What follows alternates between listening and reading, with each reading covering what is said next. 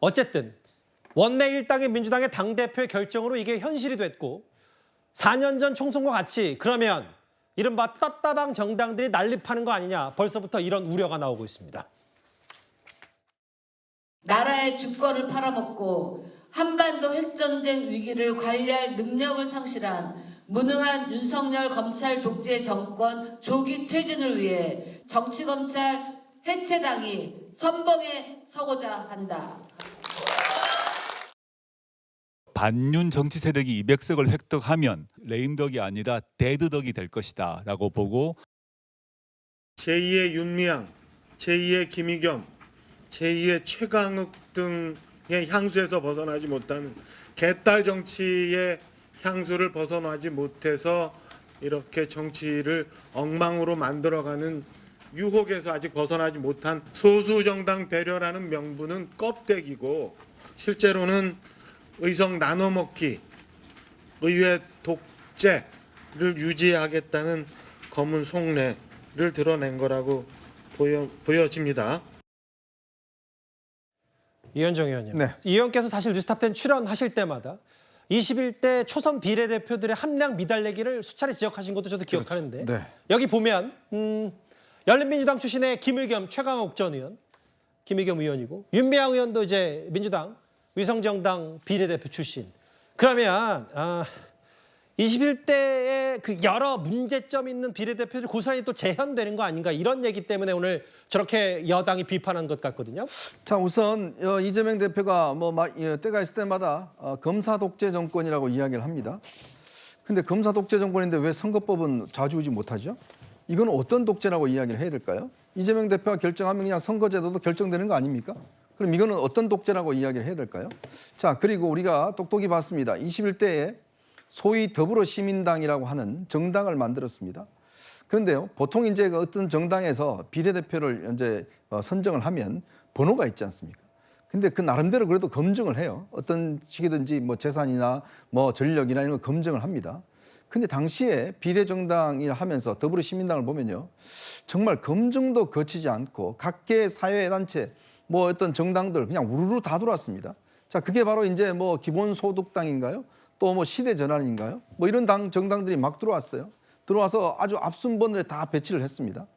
자, 어떤 한 여성 의원 같은 경우는 입후보를 한 다음에 본인의 부동산 투기 사실이 다 드러났습니다. 자, 그러니까 사퇴하라 그러니까 사퇴 못 하겠대요. 그러니까 사퇴를 돌릴 수도 없습니다. 4년 내내 국회의원 했습니다. 그 부동산 투기 비리가 드러났음에도 불구하고. 자, 근데 바로 무소속으로 탈당해서 그냥 의원직 4년 동안 잘 했습니다. 자, 윤미향 의원은 보십시오. 어땠습니까? 최근에만도 국회에서 이 통일전쟁이다, 북한의 침략을 그런 세미나를 버젓이 여는 거 아니겠습니까? 그러니까 그런 사태, 그리고 더군다나 특히 이번에 열린민주당 출신들 이런 분들이 다 사법적으로 재판에 걸려 있습니다. 자, 그런 사람들이 결국은 사법적으로 보면 끝까지 이 임기를 지키고 결국 끝나게 되어 있습니다. 예. 자, 그리고 이제 또 사법 심판대에 있는 오는 8일 있죠? 항소심 선고가 나는 조국 전 장관 무슨 또 정당을 만든다고 그래요? 더 심한 것은 아예 구치소에 있는 지금 이 송영길 전 대표도 검찰 무슨 해체당을 만든다고 그럽니다. 정말 기가 막힙니다. 어떻게 이렇게 지금 피고인들이 직접 형을 살고 있는 사람들이 정당을 만들어서 뭔가 비례연합 정당인 것처럼 요양을 만들어서 국회가 되겠다? 참 저는요 정말 대한민국 정치가 좀 더 이 발전을 해야 되는데 이렇게 도덕적인 수준이 떨어져 버리면 도대체 국민들은 어떡하라는 이야기입니까?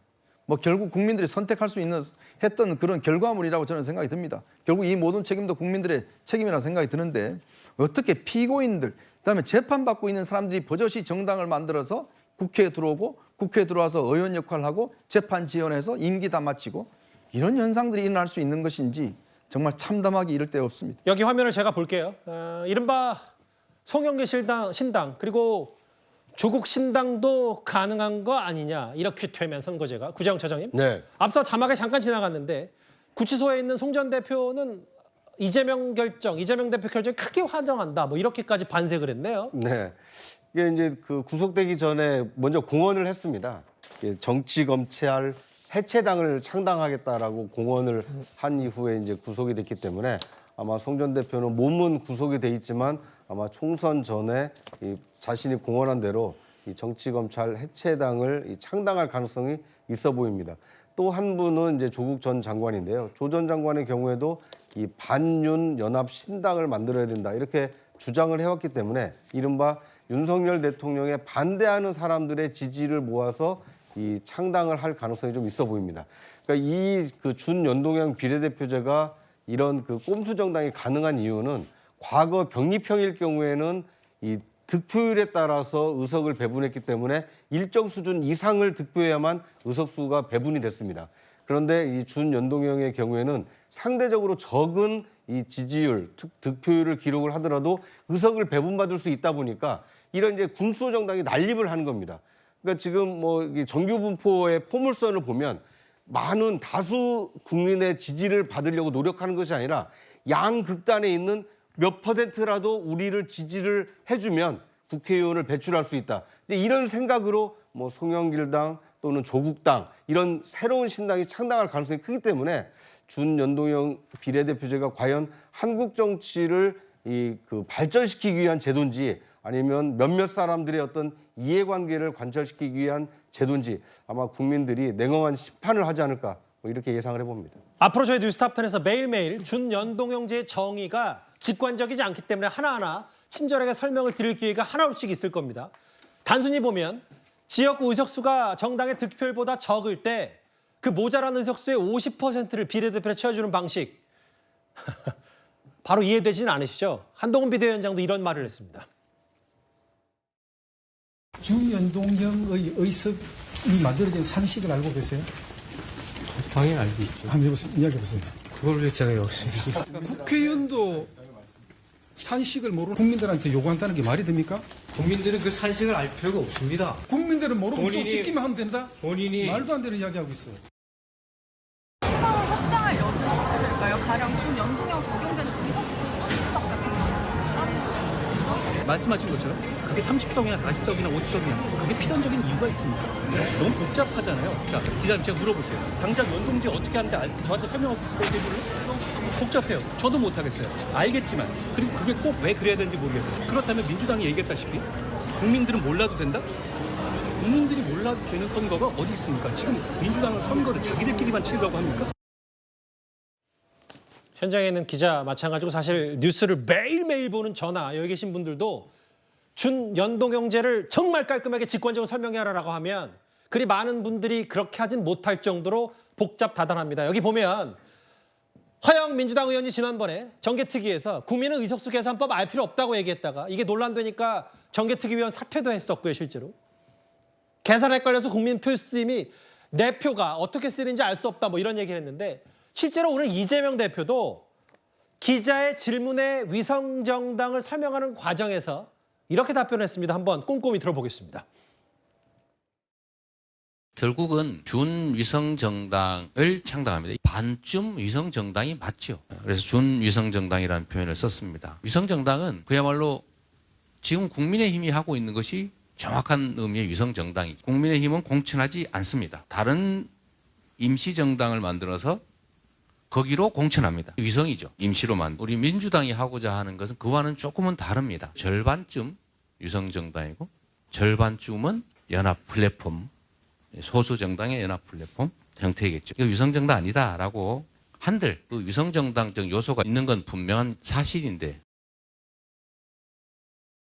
저도 받고 성추문 의장도 저 영상 봤죠? 네. 저한테 좀 비교적 쉽게 설명해 주세요. 이재명 대표 무슨 말하는 겁니까?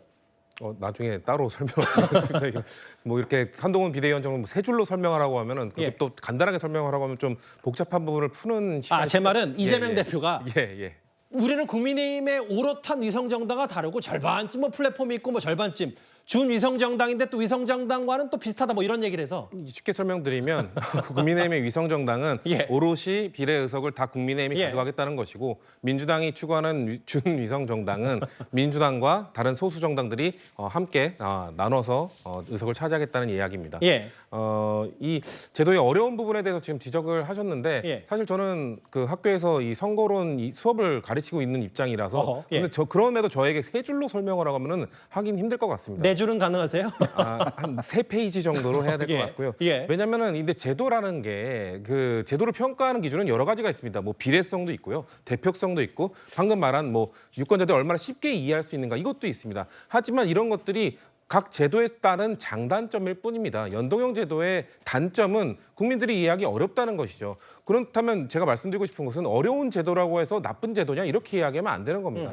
독일의 그 연동형 제도는 훨씬 더 복잡합니다. 예. 우리나라가 갖고 있는 연동형에다가 뭐 초과 의석, 보정 의석 이런 것들이 다 들어가거든요. 예. 그렇다고 해서 뭐 전 세계 정치학자들이나 전 세계 그 사람들이 독일의 정치제도 너무 나쁜 제도다 이렇게 얘기하지 않습니다. 독일의 국민들도 모르는 부분도 많거든요. 하지만 그럼에도 불구하고 독일이 추구하는 정치 방향에 맞는 제도이기 때문에 그걸 선택한 것이고요. 예. 만약에 이 연동형 제도에서 비판을 하고 싶다면 연동형 제도가 추구하고 있는 뭐 다당제 이런 것들을 비판하는 게 맞습니다. 다당제를 추구하는 것이 아니라 대한민국에서 필요한 것은 오히려 안정적 과반 정당을 만들어내는 이런 소선거구제 중심의 정당 그 선거제도를 가는 것이 맞다 이런 식으로 비판해야지 단순히 어렵다 쉽다 이걸로 어떤 제도의 옳고 그름을 평가하는 것은 좀 부적절하다고 생각합니다. 성춘 부의장 말씀 무슨 취지인지 알겠는데 이제 그런 거잖아요. 그렇게 성 부의장 말만 따라 초반에 다 설명하고 미리미리 국민들에게 이런 거다라고 미리 설명했으면 참 좋았을 텐데 애초에는 이게 고민하고 또 2달 앞두고 있다가 뭐 전당원 투표에 붙이니